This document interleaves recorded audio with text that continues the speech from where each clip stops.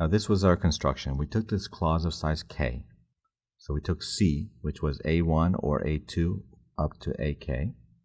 And we defined this formula C prime, which consisted of k minus 2 clauses. And our claim is that C is satisfiable if and only if C prime is satisfiable.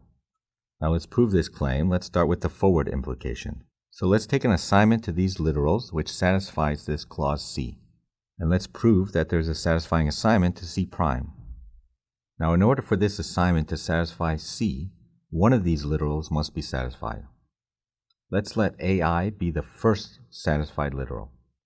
So let AI be the first literal satisfied. Now if AI is satisfied, that's going to satisfy one of these clauses. If I equals 1, so A1, that's in the first clause. And if I is at least 2, then AI appears in the I minus first clause. So this literal AI being set to true satisfies the I minus first clause of C prime. Let's suppose I equals 4. So we have A4 equals to true. And this clause is satisfied, so we can remove it. Now, what about the I minus 2 earlier clauses?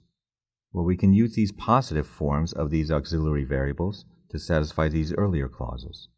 So we set y1 and y2 to be true in this case, and in general we set y1 through yi minus 2 to true, and this satisfies the first I minus 2 clauses of C prime.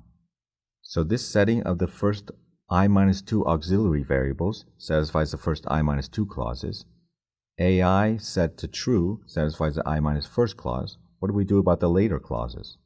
Well, here we're going to use the negative form of these auxiliary variables. We set the remaining auxiliary variables to false. In this case, yk minus 4 bar and yk minus 3 bar. And in general, we set yi minus 1 through yk minus 2 to false, and this satisfies the remaining clauses which appear after the I minus first clause. The punchline is that this literal satisfies the I minus first clause of C prime. We use these auxiliary variables to satisfy the earlier clauses, and we use these auxiliary variables to satisfy the later clauses. So we only need one literal of C to be satisfied, and then we can use the auxiliary variables to satisfy all the other clauses of C prime. Now let's do the reverse implication.